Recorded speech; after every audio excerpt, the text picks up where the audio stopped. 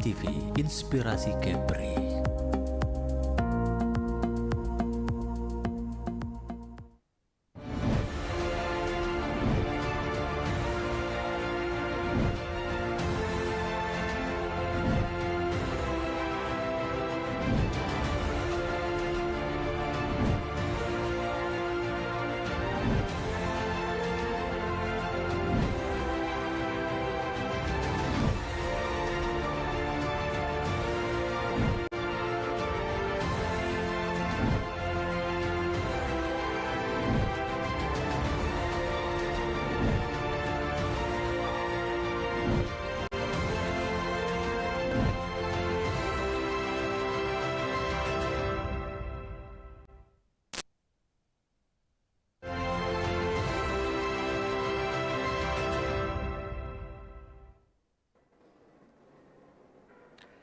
Halo, apa kabar saudara? Senang sekali saya Putra Iskandar hadir di hadapan Anda dalam program Dinamika Politik edisi hari ini Selasa 11 Oktober 2022. Seperti biasa, 1 jam ke depan kami akan menemani Anda. Yang pastinya kami harapkan Anda dalam keadaan terbaik pada sore hari ini, dan tentunya Dinamika Politik kita akan membahas tentunya dinamika politik yang ada di Indonesia pastinya. Baik, pemirsa, tentunya sore hari ini dalam Dinamika Politik, kita akan bersama Partai PKB atau yang kita kenal dengan Partai Kebangkitan Bangsa. Dan dengan tema pada sore hari adalah Geliat PKB dalam menghadapi pemilu 2024. Baik, seperti kita ketahui bahwa pemirsa, pemilu sudah tidak lama lagi. Nah, tentunya kita ingin tahu ini, apa yang menjadi geliat PKB dalam menghadapi Pemilu 2024. Nah, untuk itu kita sudah menghadirkan narasumber luar biasa sekali. Beliau juga dari PKB. Beliau adalah selaku Ketua DPC PKB Kota Batam.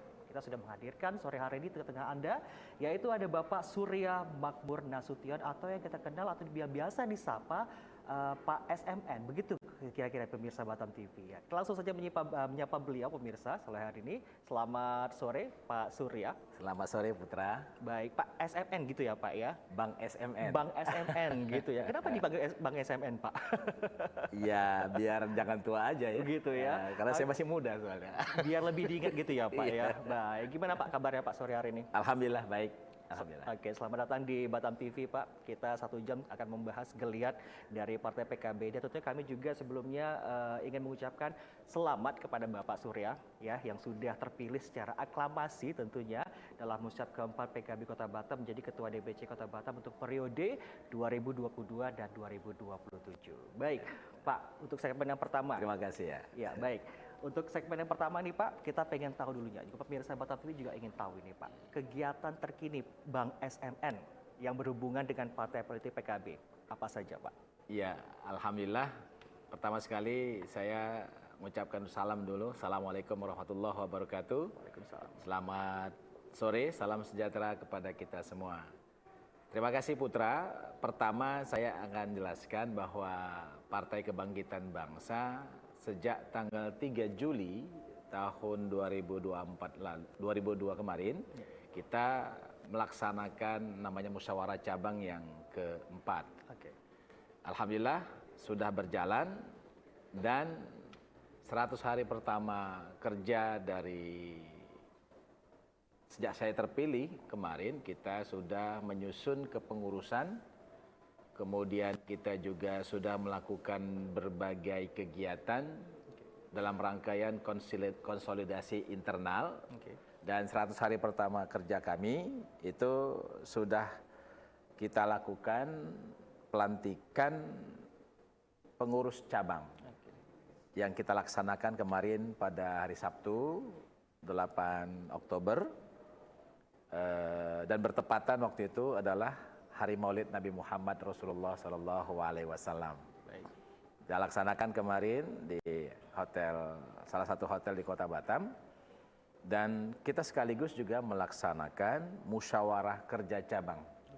Nah, musyawarah kerja cabang ini adalah merupakan amanah dari anggaran dasar, anggaran rumah tangga partai. Dengan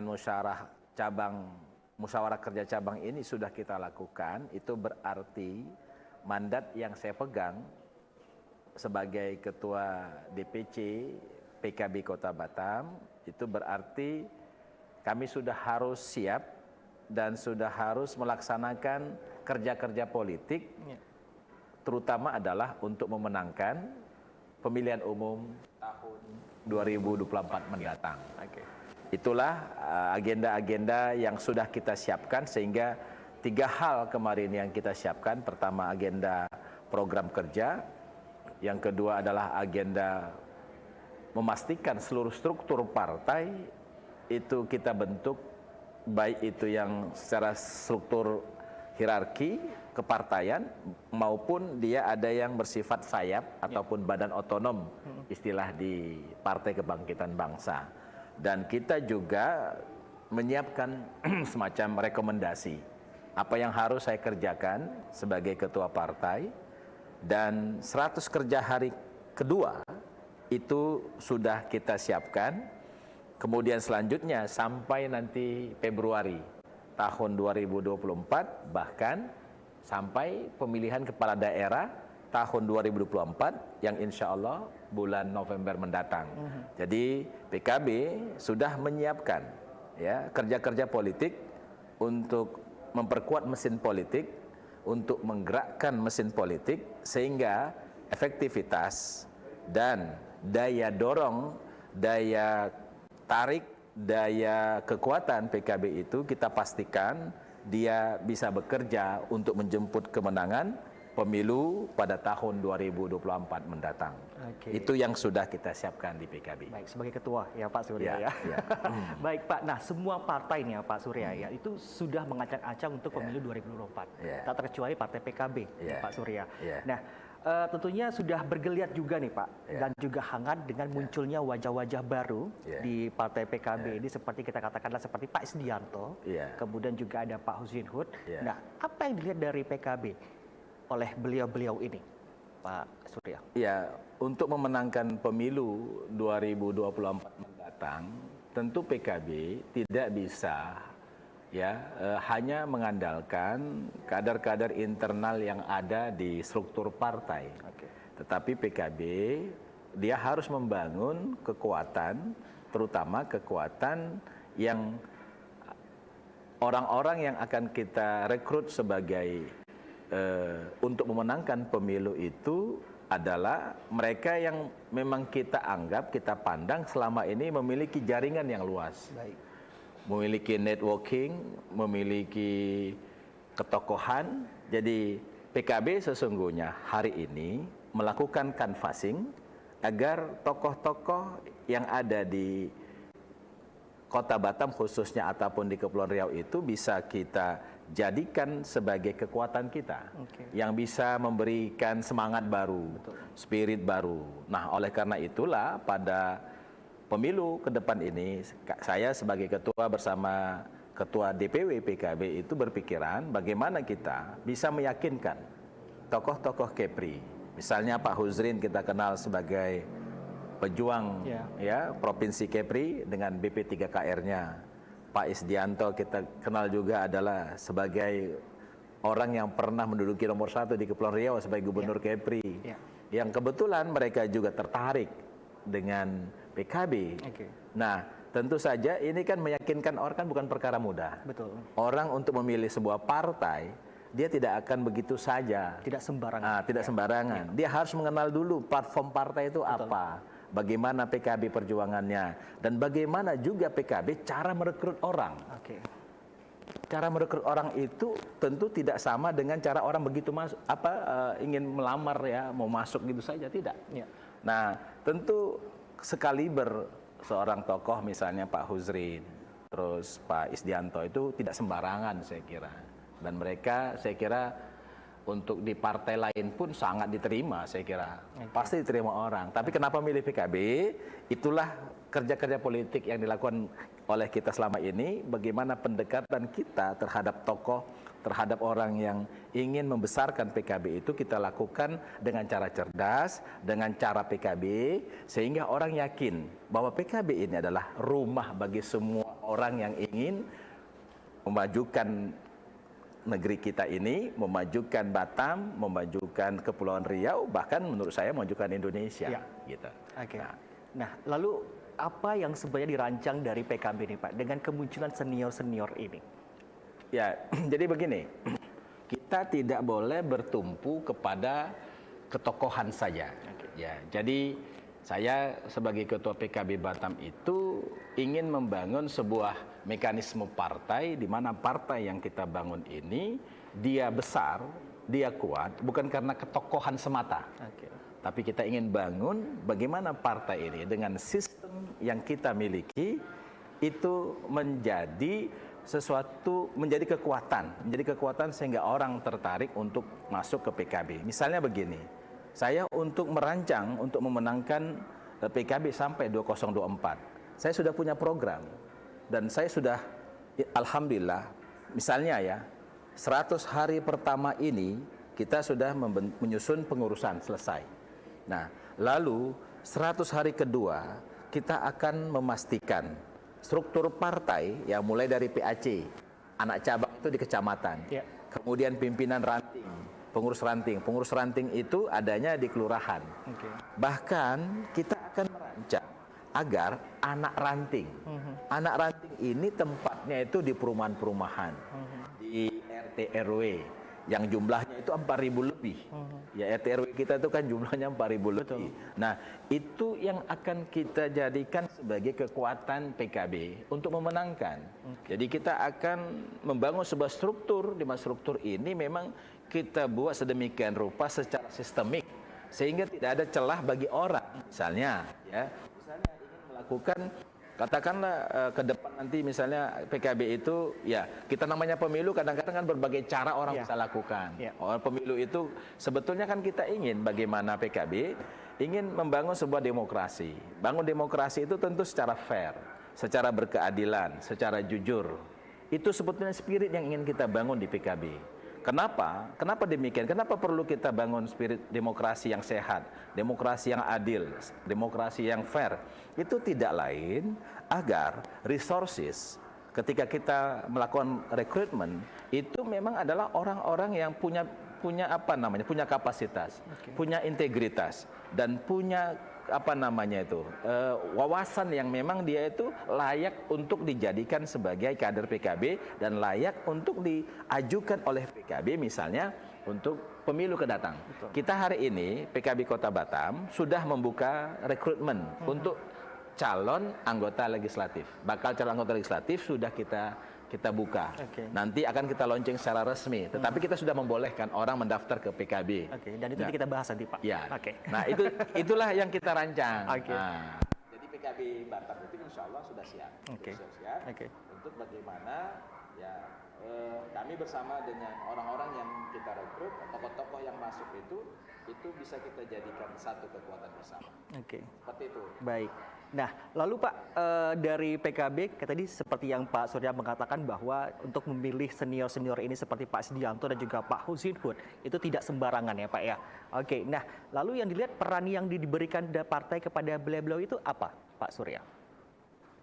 Ya jadi begini, kita sebetulnya di PKB ini tidak ingin menjadikan orang per orang itu sebagai kekuatan kita. Sebetulnya tidak itu. Bahwa ada tokoh yang masuk itu kita tentu alhamdulillah. Bahwa ada orang yang bergabung tentu kita sangat senang sekali. Nah, itu adalah menjadi bahagian dari strategi kita, strategi kampanye kita, bahwa kalau ada orang misalnya orang yang hebat di Kepri ini masuk ke PKB, nah berarti kan rumah yang dimasuki itu kan tidak mungkin rumahnya dalam keadaan ya dalam keadaan tidak baik, ataupun rumahnya dianggap tidak memiliki ya layak sebagai sebuah rumah. Nah, karena PKB ini dilihat adalah sebagai rumah besar, rumah yang bisa menampung semua pihak, rumah yang bisa menerima dari berbagai aspirasi kepentingan yang ada di masyarakat, maka sesungguhnya karena daya tarik itulah tokoh sekaliber misalnya Isdianto, Pak Husrin Hud itu mau bergabung ke PKB. Jadi itu rumahnya dulu. Artinya PKB-nya dulu yang dilihat oleh mereka. PKB ini layak nggak dijadikan sebagai rumah bagian dari mereka. Nah kalau rumahnya tidak baik atau rumahnya tidak nyaman, tidak elegan, tidak perform, rumahnya juga dilihat cahayanya tidak, sinarnya tidak baik, ya mungkin orang tak mau. Tapi karena insya Allah karena dilihat mereka bahwa ya dengan warna hijau, ya warna keislaman segar, itu gitu segar, ya, itu dilihat bahwa ini menjanjikan, maka seorang tokoh seperti Pak Isdianto, Pak Yusrin Hud pun mau datang. Seperti itu. Artinya mereka masuk dan sudah nyaman di situ ya Pak? Iya, ya. Baik, Pak Surya, satu pertanyaan lagi sebelum kita ke pariwara Pak Surya. Adakah tantangan nih Pak, tantangan dan juga potensi hambatan dalam menahani partai ini, Bapak selaku ketuanya? Ya pasti banyak ya, tantangan ataupun yang namanya challenge ataupun hambatan, barrier itu saya kira pasti ada. Kita di partai politik ini yang sangat kita butuhkan itu adalah kekompakan. Di partai politik itu kita butuhkan adalah teamwork. Maka saya dalam kebijakan politik saya sebagai ketua partai hari ini mewujudkan itu Partai Kebangkitan Bangsa sebagai partai smart party, sebagai smart party. Menuju kemenangan 2024. Apa yang dimaksudkan dengan smart party? Smart party itu untuk mudahnya supaya masyarakat paham, saya mengistilahkan S-nya itu adalah solutif. Jadi Partai Kebangkitan Bangsa itu harus memberikan solusi. M-nya itu apa? Modern. Partai ini memang harus modern supaya apa? Bisa mengikuti dinamika sosial masyarakat yang ada. Ya, tidak boleh partai itu misalnya ketika ada digitalisasi hari ini dihindari, itu dihindari. Kita justru Partai Kebangkitan Bangsa itu akan bagaimana modernisasi digitalisasi itu sebagai kekuatan kita. Ya, kemudian A-nya itu apa? Dia memang ya harus aspiratif dan merakyat. Nah, itu yang kita maksudkan. Nah, R-nya apa? Religius. Nah, seorang kader partai di PKB itu memang harus bersifat religius. Kita ingat bahwa PKB ini adalah partainya para ulama, partai yang didirikan oleh Nahdlatul Ulama. Pengurus besar Nahdlatul Ulama inilah yang mendirikan Partai Kebangkitan Bangsa, para waliullah yang ada di dalamnya. Maka ini menurut saya adalah sesuatu yang menurut saya yang didirikan oleh para kiai dan para ulama ini adalah merupakan sesuatu yang memang harus tumbuh dan berkembang. Karena apa? Ini tujuannya adalah mulia. Karena bagi Partai Kebangkitan Bangsa dengan diwariskan oleh para ulama, oleh para kiai, maka ini adalah sesuatu yang memang harus kita bangun kekuatannya supaya ke depan nanti Partai Kebangkitan Bangsa ini menjadi pilihan masyarakat. Dan terakhir T-nya itu smart, itu adalah teamwork. Jadi nggak bisa kalau PKB itu tidak sendiri gitu lah. Itu yang cara yang mau kita lakukan. Baik, itu dia pemirsa dari Pak Surya, luar biasa sekali. Nanti kita akan sambung lagi di segmen kedua, kita akan balik lagi setelah pariwara berikut ini. Tetaplah bersama kami di Dinamika Politik. Kami segera kembali.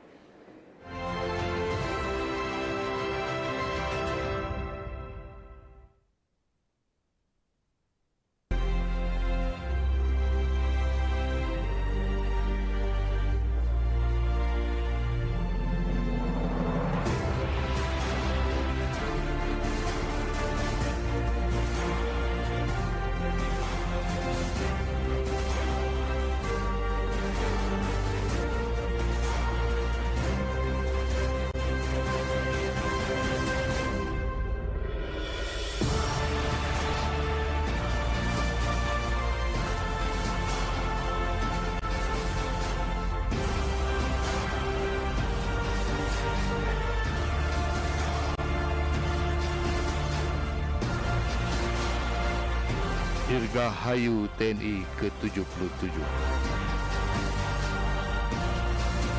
Bersatu, berjuang, kita pasti menang.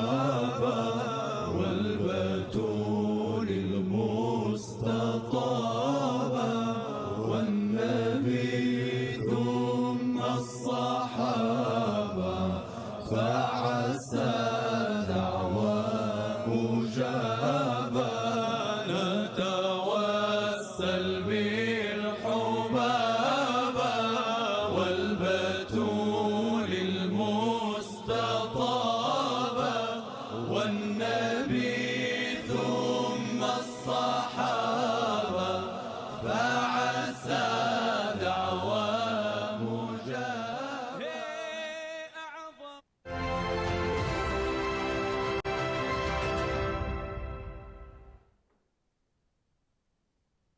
Ya, baik pemirsa, kita sudah kembali lagi dalam program Dinamika Politik bersama Partai PKB dan tentunya kita sudah masih bersama Pak Surya Makmur Nasution atau kita kenal dengan SMN ya. Dan tentunya masih tema geliat PKB dalam menghadapi pemilu 2024. Baik, kita langsung saja untuk melanjutkan di segmen kita yang kedua kali ini pemirsa Batam TV. Dan Pak Surya, kita sambung lagi boleh ya Pak ya? Siap. Pak, sebagai nakhoda atau ketua Partai PKB di Kota Batam nih Pak. Tahun lalu kalau kita flashback nih Pak, DPRD Batam mendapatkan 3 kursi kalau nggak salah ya Pak ya. Siap. Baik, nah sekarang nih Pak, untuk tahun berikutnya, untuk tahun ini 2024 maksud saya, berapa target perolehan kursi tahun 2024? Ya, tahun 2024 mendatang, tentu PKB berkomitmen dan bertekad kita akan meraih kursi lebih dari yang sebelumnya. Kalau 2019 lalu kita misalnya meraih 3 kursi, tentu kita sudah merencanakan dengan berbagai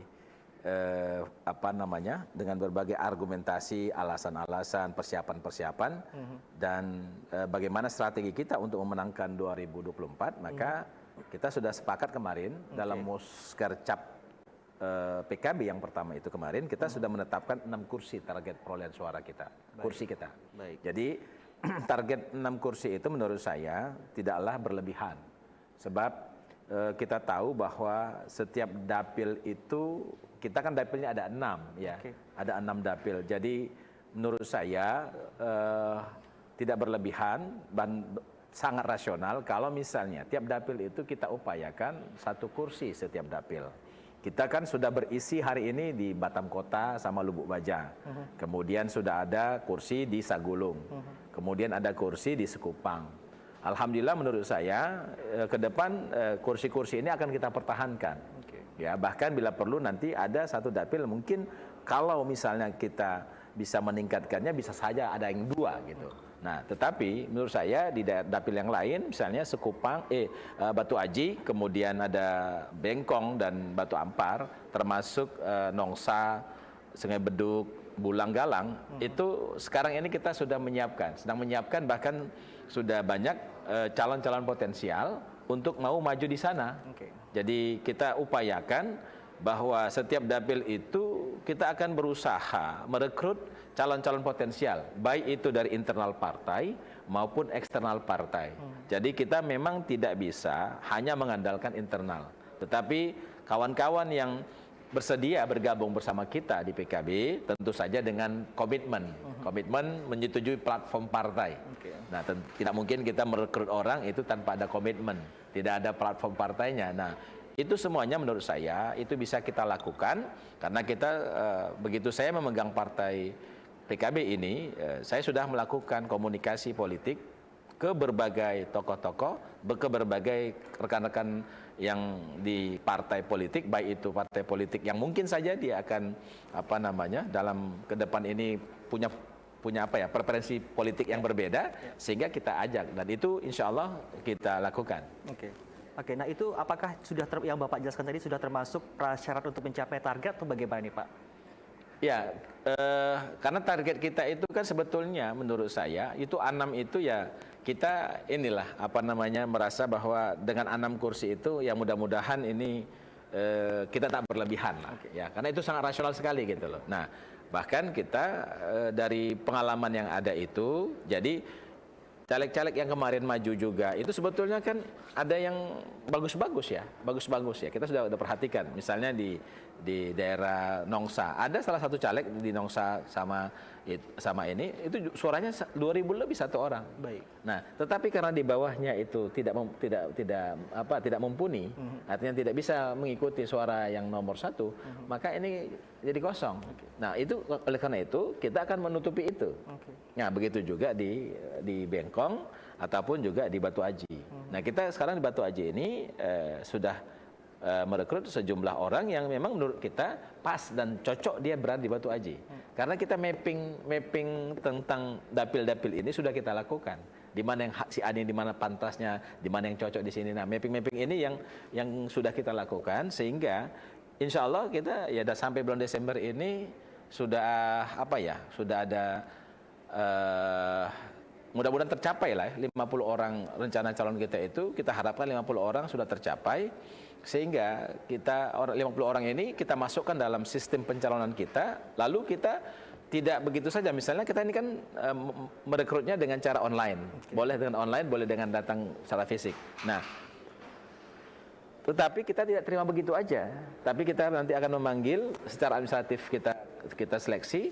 Kemudian secara faktual, artinya kemampuan dia, bagaimana visinya, bagaimana keinginan komitmennya itu nanti akan kita hadirkan dan kita akan seleksi bersama gitu. Jadi di PKB itu orang tidak sekedar hanya mendaftar, tapi nanti orang-orang yang daftar di PKB itu nanti akan kita ajak dialog, kita ajak berkomitmen, kita ajak bagaimana visi dia ketika dia masuk di PKB dan bagaimana cara dia untuk memenangkan. Nah, kita akan lihat keseriusan dia itu untuk menjadi calon.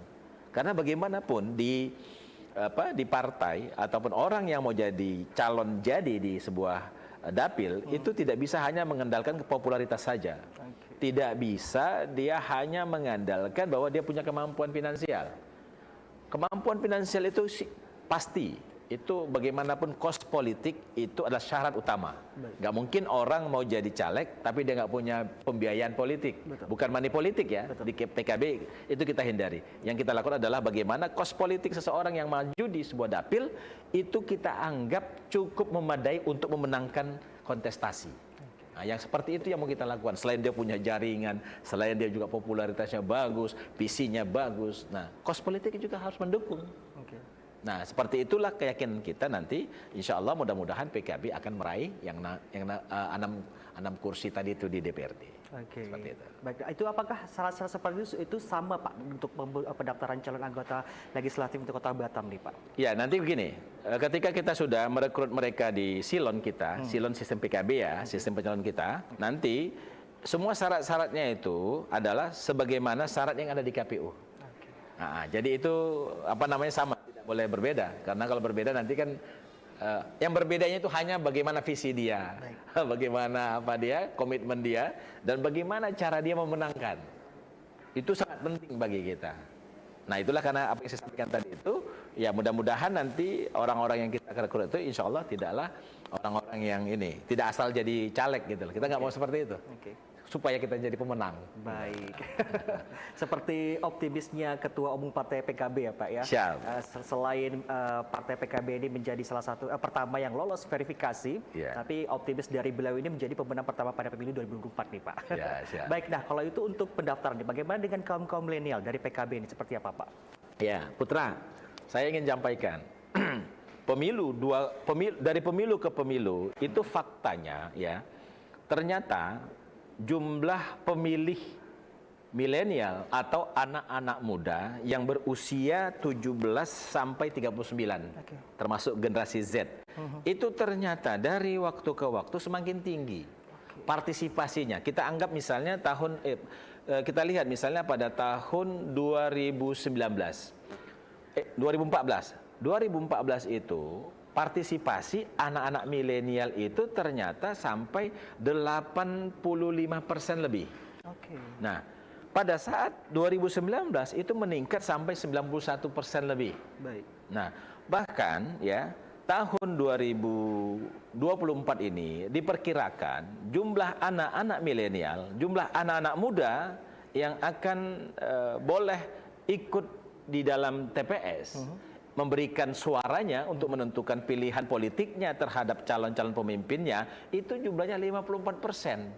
Artinya, kelompok milenial ini adalah kelompok yang lebih besar jumlahnya dibandingkan generasi yang lain. Nah, generasi Y misalnya kan. Nah, saya melihat ya bahwa pemilu kita 2024 nanti ini adalah pemilu anak muda. Pemilunya para anak muda, anak-anak milenial. Dan ini adalah merupakan pesta demokrasi yang menurut saya itu akan lebih besar nanti partisipasi politiknya dibandingkan 2019. Karena apa? Kecenderungan anak-anak milenial itu, anak-anak muda itu ternyata partisipasi politiknya semakin lama semakin tinggi. Nah, kita meyakini 2024 ini nanti yang menentukan masa depan politik negara ini, yang menentukan masa depan pemimpin di negara ini adalah anak-anak muda. Oleh karena itu, katakanlah bahwa kadang-kadang kita ada orang sebagian menganggap bahwa anak-anak muda itu apolitis ya.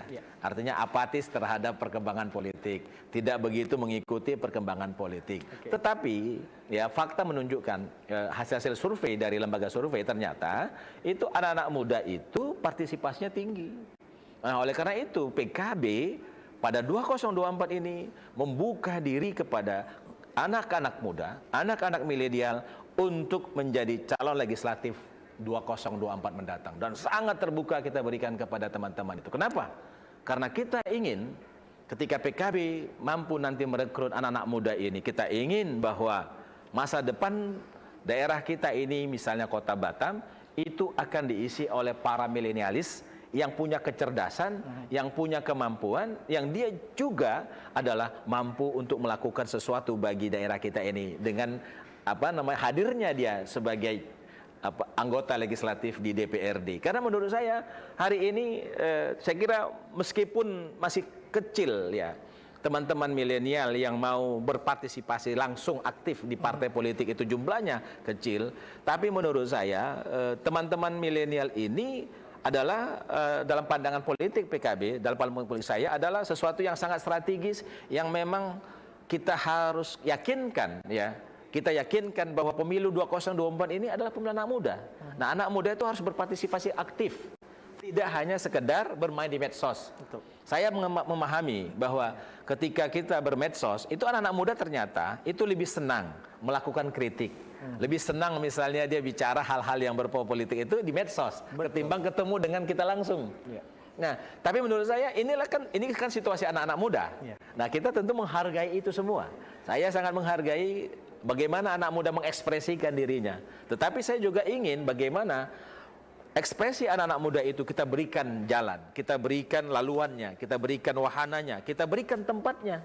Kan selama ini kan kita selalu meremehkan bahwa seakan-akan anak milenial itu ya sudah begitu aja, enggak ada tempatnya. Biasanya nongkrong-nongkrong. Menurut saya nongkrongnya anak muda itu menghasilkan itu tidak semuanya nongkrongnya itu hanya sekedar nongkrong, tapi ada yang produktif. Ada pembahasan yang lebih penting. Ada yang lebih penting. Bahkan anak-anak muda itu luar biasa. Dia sambil nongkrong pun bisa menghasilkan. Betul. Sekarang anak-anak muda banyak yang sudah semua tentang Batam itu saya dapat informasi luar biasa, itu anak-anak muda semua di sana. Betul. Semua tentang Batam itu, dan saya ingin bagaimana semua tentang Batam yang meng-create konten-kontennya itu kita sangat terbuka. Siapapun yang mau dari agama apapun, latar belakang apapun silakan. Kita bergabung di PKB. Nah, untuk milenial ini apakah ada syarat khusus atau kriteria nih, Pak? Ya, syarat khususnya ya 17 tahun. 17 tahun, 17 tahun, dan tentu saja yang lainnya itu adalah bagaimana ininya, ya lagi-lagi adalah bagaimana dia keminatannya itu. Nah, keminatannya itu. Kalau dia memang minat di partai politik dan dia punya talent yang bagus ya, talent. Ini kan sekarang kan begini, kadang-kadang untuk menemukan talent itu kan tidak mesti harus ini ya, tidak mesti paling tidak kalau kita lihat itu anak-anak muda sekarang kan banyak juga masuk ke KNPI ya. Masuk dia ke organisasi kepemudaan. Betul.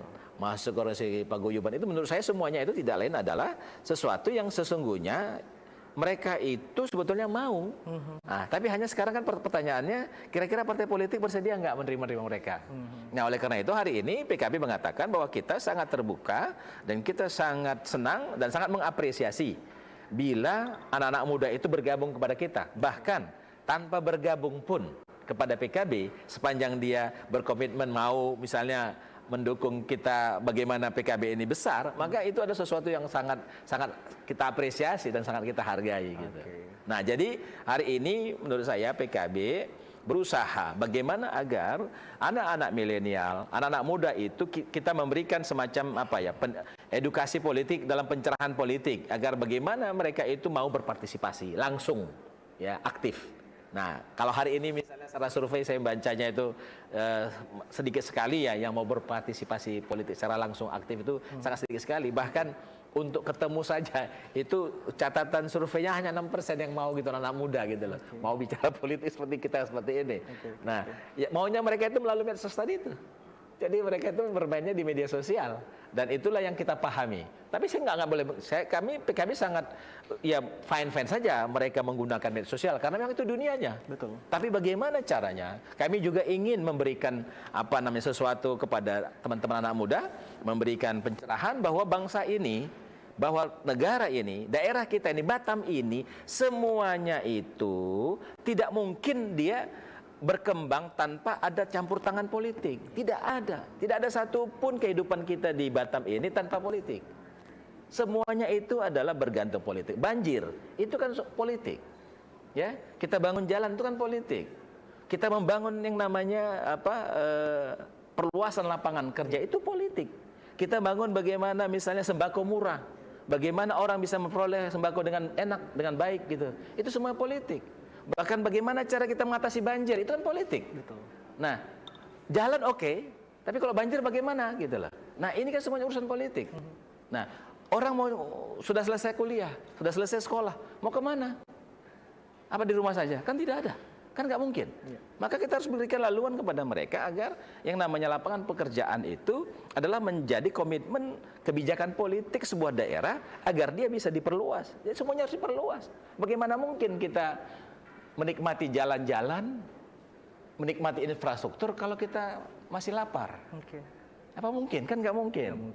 Apa mungkin kita ini tidak punya pendidikan yang layak, tidak bagus, kalau misalnya kita disediakan, wah ini begini. Nah, kita mau bahwa pembangunan politik kita ke depan adalah pembangunan sumber daya manusianya. Nah, PKB berkomitmen bagaimana mendorong ini semua. Ya, kita senang bahwa hari ini kita apresiasi infrastruktur jalan misalnya bagus. Tapi nggak boleh berhenti sampai di sana. Karena orang butuh yang namanya yang lain. Kebutuhan orang lain sekarang apa? Lapangan pekerjaan tadi itu. Kesejahteraan. Harga-harga sembako harus terjangkau. Dan kita juga butuh yang namanya bagaimana mengatasi banjir, mengatasi air. Tadi saya baca lagi air Moya misalnya macet ya. Nah, dan masih ada orang yang tidak mendapatkan air segala macam. Nah, ini semuanya adalah tidak lain sebuah kebijakan politik yang harus diambil. Jadi kami melihatnya, PKB melihat bahwa ke depan ini bahwa anak-anak muda itu kita harapkan dan kami mendorong dan kami sangat welcome agar dia bisa ikut partisipasi aktif di dalam partai politik ini sehingga ke depan nanti cara pandang anak-anak muda itu bisa diwujudkan untuk memajukan daerah Batam ini. Karena saya yakin anak-anak muda Batam ini sangat kreatif dan banyak sekali saya lihat itu orang-orang yang punya gagasan-gagasan, kreativitas yang bisa membangkitkan perekonomian di Kota Batam ini. Dan kita PKB akan mendorong bagaimana menciptakan entrepreneur baru, entrepreneur anak-anak muda yang dia milenialis tapi dia punya kreativitas yang bagus untuk membangun Batam masa depan. Seperti itu. Untuk membagikan Batam gitu ya pemirsa ya, seperti PKB, Partai Kebangkitan Bangsa gitu ya Pak ya. Siap. Baik, itu dia pemirsa Batam TV. Ini sepertinya semakin menarik untuk dibahas pemirsa Batam TV. Namun kita ke pariwara dulu ya Pak Surya ya. Baik pemirsa, jangan kemana-mana. Kita akan balik lagi. Tetaplah bersama kami di Dinamika Politik bersama Partai PKB. Kami segera kembali.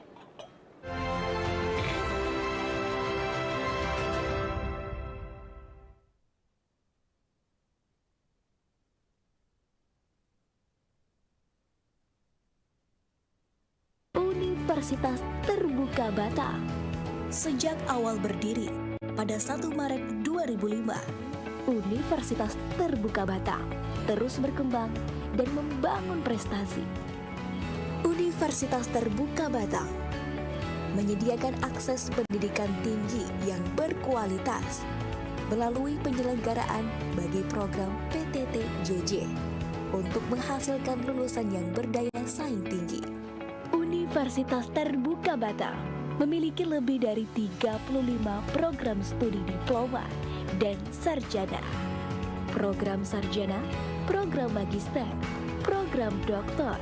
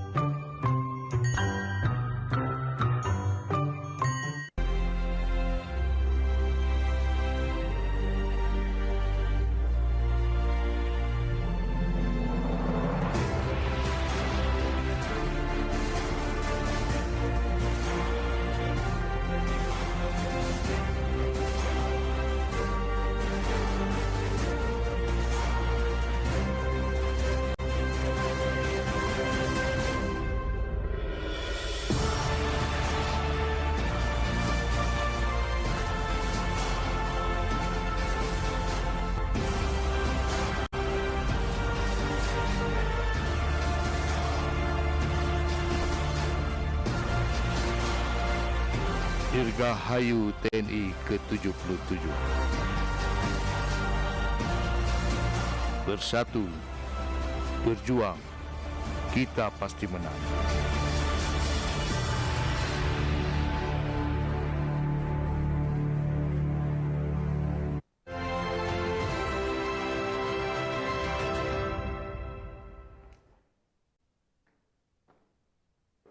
Baik, terima kasih Anda masih bersama kami pemirsa, tentunya dalam program Dinamika Politik bersama Partai PKB, dan tentunya kita masih bersama Pak Surya, ya selaku Ketua DPC Kota Batam. Saat ini kita sudah masuk di segmen ketiga pemirsa. Kita akan melanjutkan kembali dan tentunya bagaimana nanti geliat-geliat dari Partai PKB menuju pemilu 2024. Kita lanjutkan kembali Pak Surya ya. Pak, kalau kita boleh mengatakan bahwa tujuan politik ini diantaranya adalah kekuasaan, Pak. Ya. Oke. Nah, dalam hal ini kita bicarakan dulu posisi eksekutif, ya Pak ya, yaitu posisi Wali Kota Batam. Nah, pertanyaannya adalah apakah PKB siap ambil dengan bagian dalam pilkada mendatang, Pak Surya?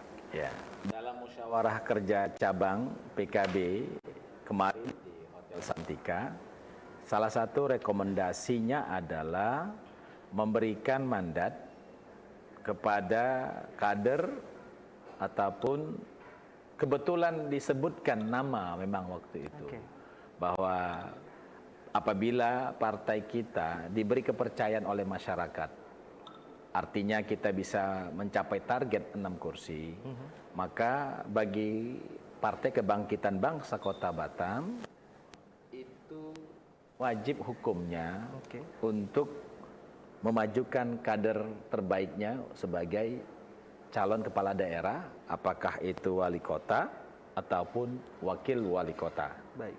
Nah, kemarin itu sudah disampaikan secara resmi dalam musyawarah kerja, dan waktu itu kebetulan teman-teman seluruh pengurus PAC, pengurus-pengurus DPC itu sepakat bahwa menyebutkan Ketua DPC PKB Kota Batam untuk maju sebagai calon wali kota ataupun wakil wali kota, dengan catatan perolehan kursi kita itu mencapai 6 kursi. Nah, kenapa demikian? Karena bagi PKB, kepercayaan yang diberi masyarakat itu, kalau misalnya kita PKB diberikan kepercayaan dan diberikan mandat oleh masyarakat untuk memimpin Kota Batam ini, maka kita sebetulnya sudah siap dengan berbagai program-program kesejahteraan untuk masyarakat, dengan program-program untuk memajukan Kota Batam ini. Nah, bagi kami PKB ingin agar pertama bahwa pembangunan sumber daya manusia sebagai kekuatan untuk menggerakkan pembangunan ini, untuk mewujudkan dan memajukan Batam ini, maka itu adalah keniscayaan. Oke. Perluasan lapangan pekerjaan, memberikan gizi terbaik bagi anak-anak sekolah, memberikan mereka secara gratis bagaimana mereka juga bisa menikmati gizi itu, memberikan laluan pendidikan kepada anak-anak sekolah sehingga tidak ada satupun, ya, tidak boleh ada orang tidak bisa bersekolah karena dia miskin. Kemiskinan bagi saya, bagi kita, bagi PKB itu adalah sesuatu yang memang harus kita tuntaskan, karena faktanya kemajuan yang kita capai sekarang ini pun tetap saja kemiskinan itu ada peningkatan. Jadi kalau misalnya daerah maju, tapi kenapa masih ada kemiskinan? Tentu kita bertanya, kira-kira pembangunan ini untuk siapa? Apakah benar ini pembangunan ini pemerataannya itu sudah sampai ke seluruh masyarakat, atau hanya sekelompok orang saja yang menikmati pembangunan? Oke. Nah, kalau misalnya kita katakan Batam ini maju katanya, pesat. Coba kita lihat berapa sebetulnya lapangan pekerjaan yang dibuka setiap tahun di Kota Batam ini, sudah berapa? Nah, kalau kita ingin mengatakan maju, tentu lapangan pekerjaan itu sangat terbuka, luas gitu loh. Nah, pertanyaannya ini sudah terpenuhi tidak lapangan pekerjaan kita itu? Berapa pertumbuhan yang pengangguran kita di Kota Batam? Nah, kan itu semuanya ukuran-ukurannya gitu loh. Nah, kita sangat setuju dan sangat mengapresiasi bahwa hari ini kita infrastruktur kita bagus sih. Kita setuju itu, pasti. Karena apa? Karena kita ingin juga bagaimana Batam itu harus modern, kotanya. Tetapi kota modern itu harus diisi oleh orang-orang modern. Orang-orang yang tidak kelaparan, orang-orang yang tidak miskin, orang-orang yang punya pekerjaan, orang-orang yang bisa membelikan sembakonya untuk keluarganya, orang-orang yang bisa menikmati itu semua. Saya kemarin mendengar salah satu dialog di televisi, di radio tentang buruh, itu ternyata teman-teman mengeluhkan soal misalnya upah yang upah yang mau dinaikkan itu tidak sebanding dengan kondisi ekonomi hari ini. Nah, itu semuanya kan adalah persoalan kesulitan. Belum lagi nanti misalnya yang kesulitan, misalnya overtime itu sudah jarang lagi di perusahaan-perusahaan segala semuanya. Nah, itu semuanya tidak lain adalah menurut hemat PKB. Nah, kita ingin ya bagaimana pembangunan sumber daya manusia ini sebagai pusat daripada kemajuan Kota Batam. Kemajuan Kota Batam ini sumber daya manusianya, bukan infrastrukturnya. Kalau infrastruktur bisa diciptakan. Nah, menciptakan sumber daya manusia itu jauh lebih sulit dibandingkan menciptakan infrastruktur. Infrastruktur itu soal uang saja. Kalau kita punya uang, kita bisa bangun apa saja.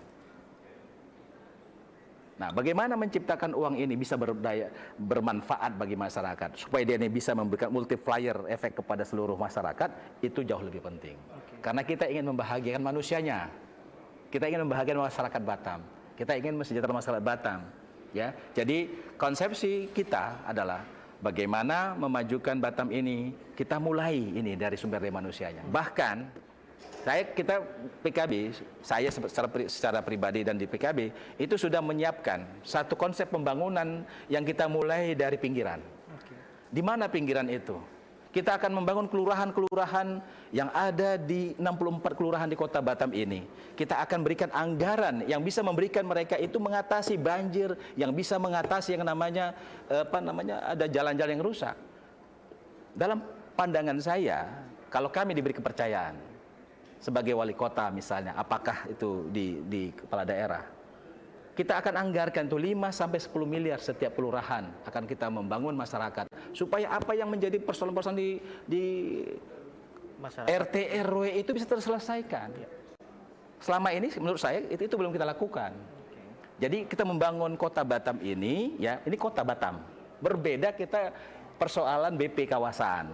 Itu ada satu hal yang berbeda lagi institusinya. Kita bagaimana ini caranya BP Batam dengan Pemko itu sinergitasnya itu yang mau kita bangun dengan sinergi yang lebih baik gitu loh. Nah, kita membangun dari pinggiran itu dari kelurahan. 64 kelurahan ini menurut saya dari anggaran 3,2 triliun ya. Mohon maaf ya, ini pertama sekali saya ucapkan di Batam Pos, di Batam TV. Saya pertama kali mengucapkan bahwa saya akan kita membuat satu konsepsi bahwa setiap kelurahan ke depan itu kita akan anggarkan 5 sampai 10 miliar untuk kelurahan-kelurahan ini untuk membangun bagaimana kelurahan ini bisa dibangun sebagaimana layaknya sebuah kota yang maju dan modern. Jadi kalau misalnya 5 sampai 10 miliar setiap kelurahan kita berikan dalam tahun anggaran misalnya. Ya, saya yakin dengan kemampuan keuangan kita yang 3,2 triliun itu bukan sesuatu yang mustahil. Itu baru berapa persen dari 3,2 triliun. Dan kita akan lihat dampaknya, hasilnya. Itu menurut saya itu jauh lebih bermanfaat kepada masyarakat. Kenapa? Masyarakat yang tahu apa masalahnya di kelurahan ini. Selalu kan masalah banjir, misalnya.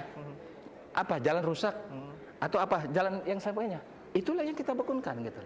Nah, kalau dari sana kita mulai nanti pembangunan ini, maka insya Allah yang di tengah tadi ini akan kelihatan jauh lebih indah. Kita nggak mau di tengah indah, tapi pinggirnya nggak indah. Kota modern itu dari pinggir dia terasa indah, semakin ke tengah semakin menakjubkan. Itu Adinda Putra ingin sampaikan.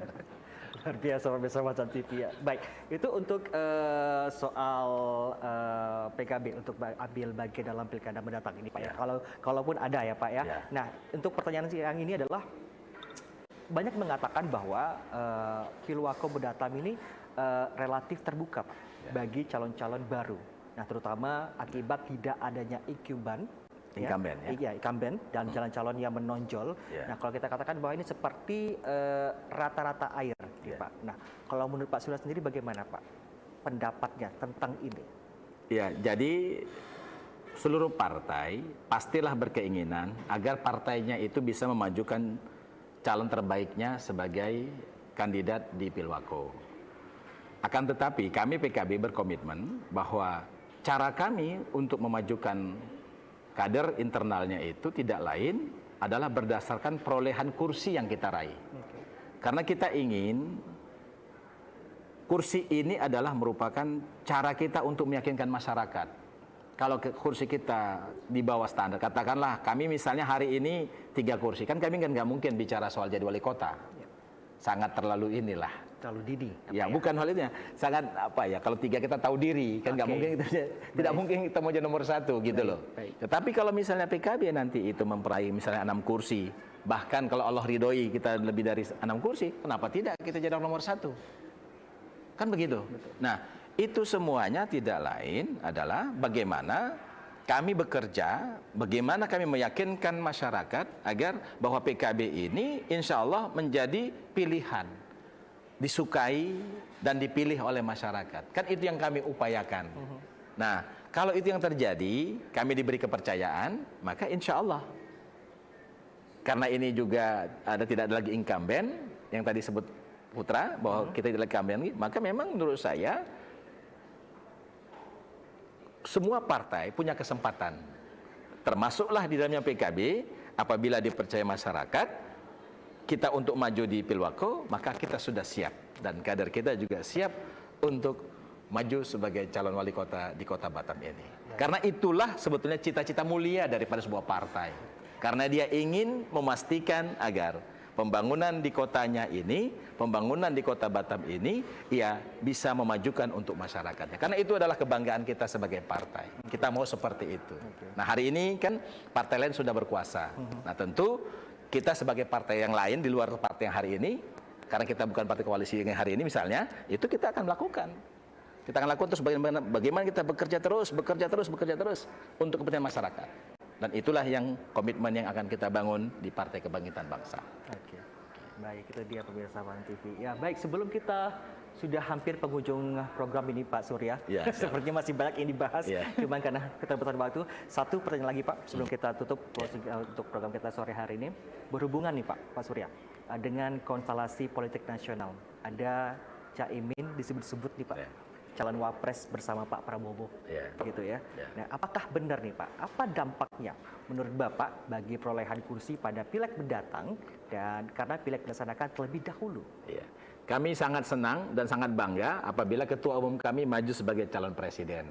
Karena itu adalah berkorelasi untuk mengangkat partai kami juga di daerah Batam ini agar dia bisa menjadi sebuah kebanggaan tersendiri bagi kami. Ini mendongkrak kita gitu loh. Dan bagi kami majunya ketua umum sebagai calon presiden adalah sebuah insentif yang luar biasa, memberikan semangat kepada kami. Giroh kami akan semakin lebih tinggi lagi ketika ketua umum maju sebagai calon presiden, karena ini adalah cara kami ya, bagaimana Partai Kebangkitan Bangsa ini eksis di tengah-tengah masyarakat. Nah, apakah nanti berpasangan dengan Pak Prabowo sebagai calon presiden atau wakil presiden, kami di bawah ini sami'na wa ta'na. Kami akan mendengar, kami akan patuhi, kami akan tegak lurus menjalankan perintah-perintah partai untuk memenangkan Partai Kebangkitan Bangsa, untuk memenangkan Gus Muhaimin sebagai Presiden Republik Indonesia tahun 2024. Jadi inilah calon presiden kami. Calon presiden kami itu adalah Gus Muhaimin. Bahwa ada kebijakan lain di partai, maka kami sami'na wa ata'na. Seperti itu sikap politik daripada PKB. Baik. Ya, siap. Luar biasa sekali. Oke, pemirsa, sayang sekali waktunya sudah mau habis nih Pak Surya. Mungkin kita berikan kesempatan sekali lagi kepada Pak Surya untuk meng-closing statement kita pada sore hari yang kita bahas selama 1 jam belakang ini untuk geliat PKB dalam menghadapi pemilu 2024. Silakan Pak, Ya. untuk masyarakat Batam khususnya. Ya. Kepada seluruh masyarakat Kota Batam, terutama yang memiliki hak pilih, kami dari Partai Kebangkitan Bangsa menginginkan agar kita gunakan hak pilih kita itu sebagaimana mestinya. Artinya untuk saat ini, untuk kemajuan Batam ke depan, kami ingin agar memberikan satu clue bahwa pilihlah orang-orang yang memang diharapkan bisa menjadi jembatan aspirasi masyarakat yang punya komitmen yang tinggi, yang dia memang track recordnya selama ini bisa diharapkan untuk memperjuangkan ya kepentingan masyarakat Kota Batam. Janganlah kita mengulang-ulang kesalahan yang lalu, misalnya hanya mengandalkan kekuatan uang, lalu orang dengan modal 100.000 bisa duduk di DPRD, dan setelah duduk di sana ternyata tidak lagi melihat kepentingan masyarakat sebagai kepentingan utamanya. Ini saja yang ingin kami sampaikan, bahwa PKB siap untuk menjembatani dan PKB siap menjadi juru bicara masyarakat Kota Batam. Dan tentunya kita harapkan semoga keoptimis Partai PKB bisa membawa kebangkitan bangsa dan juga Batam tentunya ya Pak ya. Amin. Baik, terima kasih Pak Surya. Ya, terima kasih, untuk membahas Mas kita Sudra. pada sore hari ini sudah hadir di Batam TV. Mudah-mudahan kita bertemu lagi dengan pembahasan lainnya Pak. Amin. Oke. Dan juga terima kasih kepada pemirsa Batam TV sudah menyimak kita di Dinamika Politik bersama Partai PKB dan juga bersama Pak Surya yang sudah membahas tentunya geliat-geliat Partai PKB dalam menuju pemilu 2024. Terima kasih sekali lagi, saya Putra Iskandar pamit dari hadapan Anda, bertemu lagi di Dinamika Politik episode selanjutnya. Terima kasih, selamat sore, sampai jumpa.